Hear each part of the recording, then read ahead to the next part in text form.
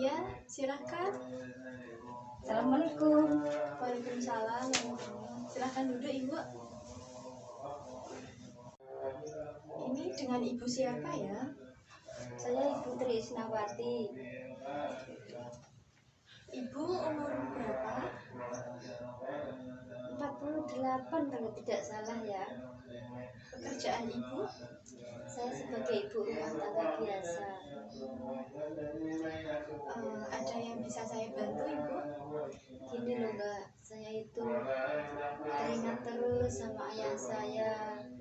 Ayah saya itu seperti mengikuti saya terus setiap hari, kemanapun saya pergi. Jadi begitu ya, Bu.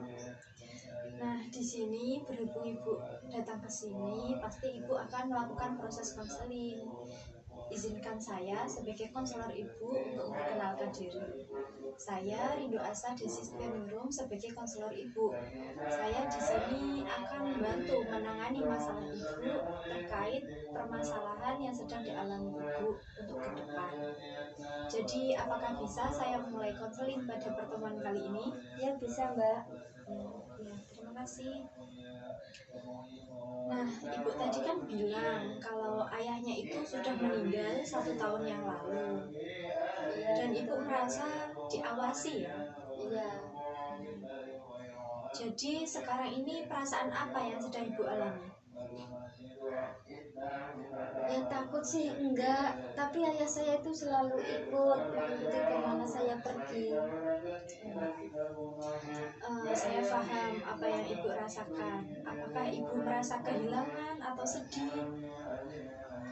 Ya sebetulnya tidak terlalu sedih Mbak. Ya, Tapi entah kenapa ayah saya itu selalu mengikuti saya terus. jadi seperti itu ya, Bu. Iya Mbak. Lantas apa yang Ibu harapkan?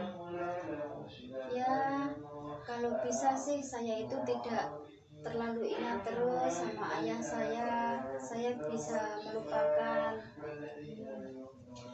Apakah ayah Ibu masih mengawasi Ibu?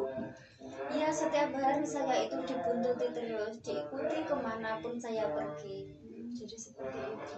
Ya Mbak. Bisakah Ibu mengulanginya lagi perkataan Ibu barusan? Ayah saya itu selalu mengikuti saya terus Mbak. Bisa lebih keras lagi Ibu mengatakannya? Ayah saya itu mengikuti saya terus setiap hari Mbak. Oh, jadi seperti itu ya, Bu. Iya. Jadi Ibu merasa bahwa ayah Ibu masih mengikuti Ibu dalam kesehariannya? Ya betul. Ya. Saya ingin Ibu untuk merilekskan pemikiran Ibu dulu. Saya ingin untuk tetap tenang.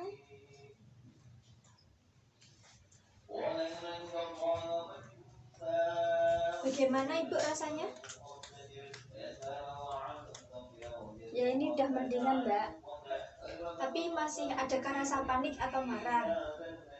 Sebetulnya saya itu tidak marah. Tapi menurut saya Ibu itu merasa panik. Tidak Mbak, saya tidak panik.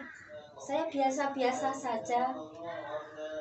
Mungkin tidak dari seluruh tubuh Ibu mengatakan bahwa Ibu itu panik atau marah. Namun yang saya lihat Ibu itu merasa panik. Saya ingin Ibu mengepalkan tangan Ibu di atas kedua lutut Ibu dan Ibu buat kaki Ibu itu bergetar.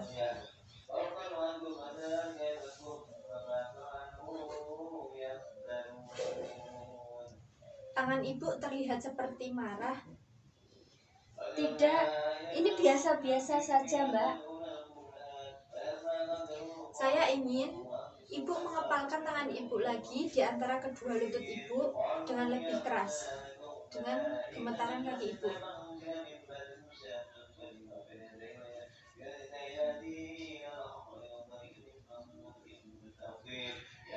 Bagaimana yang Ibu rasakan? Sepertinya lutut saya ini terasa marah. Apakah Ibu juga merasa gugup? Ya ini kaki saya terasa gugup Mbak. Tapi sebenarnya kaki saya tidak ingin melakukan hal ini.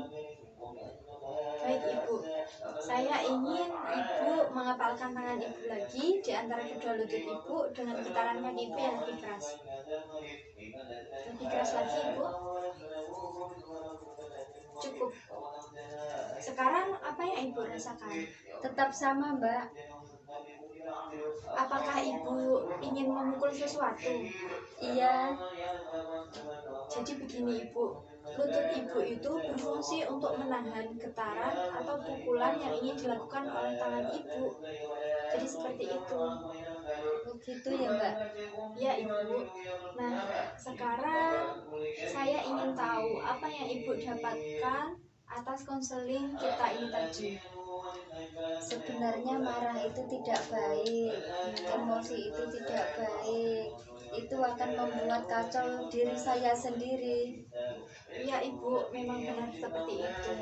Alhamdulillah Ibu sudah bisa memahami apa yang sedang Ibu rasakan, dan Ibu juga sudah bisa memahami bahwa perasaan marah, emosi, kegelisahan Ibu itu tadi tidak baik untuk kesehatan Ibu sendiri. Saya rasa cukup untuk pertemuan sesi konseling pada pertemuan kali ini. Oh iya, Mbak, terima kasih ya. Ya, sama-sama. Pertemuan proses konseling bisa kita lanjutkan di sesi berikutnya. Ya, terima kasih. Assalamualaikum warahmatullahi wabarakatuh. Waalaikumsalam warahmatullahi wabarakatuh.